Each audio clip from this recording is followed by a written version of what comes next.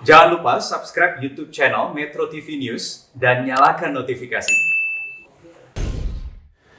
Pemirsa, Kementerian Kesehatan memastikan pada awal Januari 2021 vaksin COVID-19 sudah didistribusikan ke 34 provinsi di Indonesia. Pada tahap awal, vaksin akan diberikan kepada tenaga kesehatan.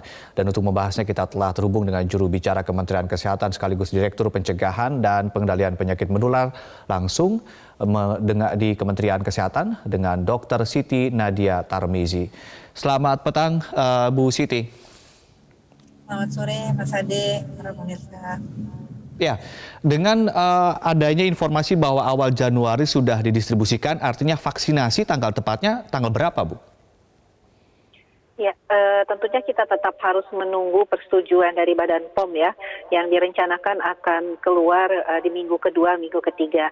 Ya, kita doakan saja mungkin pada minggu-minggu tersebut vaksinasi ini sudah bisa dilaksanakan ya, antara mungkin tanggal 15 sampai dengan tanggal 25 Januari. Rentangnya 15 sampai 25 Januari begitu ya. Nah, dengan angka yang sudah ada, jumlah dosis vaksin yang sudah ada di Indonesia, apakah sudah cukup untuk memulai program vaksinasi tahap pertama? Karena menurut Menkes tahap pertama adalah untuk 1,3 juta tenaga kesehatan ya, Bu Nadia ya. Ya, betul. Alhamdulillah ya. Jadi siang hari ini adalah hadiah tahun baru yang luar biasa untuk kita. Karena saat ini kita sudah menerima 1,8 juta dosis vaksin tambahan ya Mbak. Arti sudah ada 3,3 juta dosis vaksin. Dan ini cukup untuk memvaksinasi kepada 1,3 juta tenaga kesehatan yang ada. Yang tersebar di seluruh Indonesia. Yang kita ketahui ada sekitar 14.000 kecamatan yang tersebar di seluruh Indonesia yang akan kita distribusikan vaksin ini. Baik, nah ini juga kita dapat informasi bahwa hari ini penerima vaksin tahap pertama, dalam artian bahwa mereka adalah tenaga kesehatan, mulai menerima SMS Blast begitu ya, Bu ya. Ini bagaimana mekanismenya, Bu? Apakah nanti mereka ini diklasterkan berdasarkan rumah sakit, berdasarkan fasilitas kesehatan, atau berdasarkan provinsi, kecamatan, atau seperti apa, Bu? Ya, jadi sesuai dengan keputusan Menteri Kesehatan Pak Budi Sadikin ya, bahwa 31 Desember 2020 adalah sebagai langkah awal dari pelaksanaan vaksin COVID-19.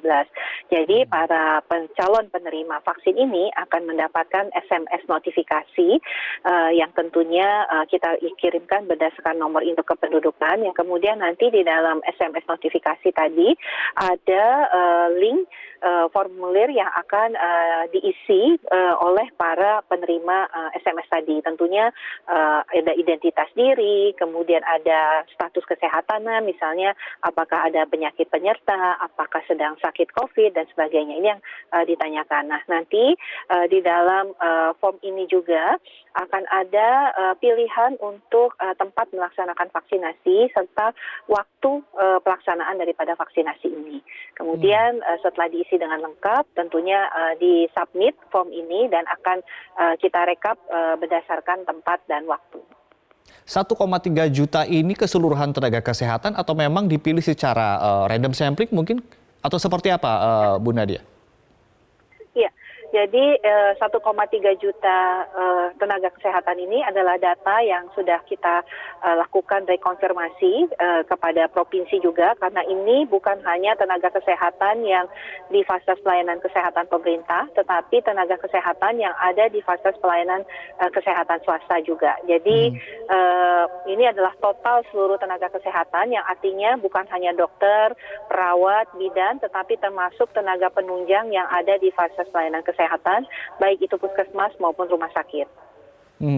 Oke, untuk terkait dengan tahapan-tahapannya, Bu Nadia, ini kan tahapan pertama adalah tenaga kesehatan, tahapan kedua adalah para pekerja publik kalau tidak salah, dan tahapan ketiga adalah lansia. Mungkin detailnya bisa dijelaskan oleh Bu Nadia, apakah tahapan-tahapan ini mengikuti standar yang dilakukan secara internasional sama dengan negara-negara lain di dunia, atau memang ini berdasarkan dari kategori tersendiri begitu, Bu Nadia? Ya, Jadi untuk tahapan penerima vaksin ini adalah tentunya berdasarkan ketersediaan vaksin yang kita miliki.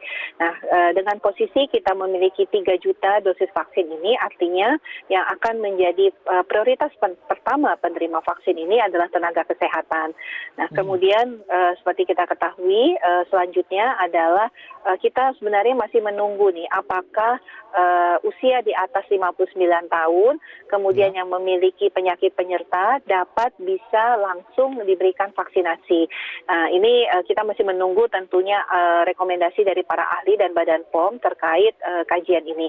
Tetapi untuk tahap keduanya yang sudah kita sampaikan ini adalah pemberi pelayanan publik yang usianya antara 18 sampai 59 tahun. Dan tentunya ini akan sesuai dengan vaksin yang akan datang karena vaksin yang akan datang di bulan Januari itu adalah vaksin yang akan diproduksi oleh Bio Farma.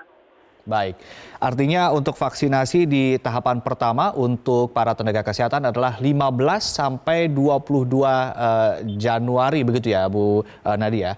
Baik, Bu Nadia terima kasih telah berbagi informasi bersama kami di Prime Time News.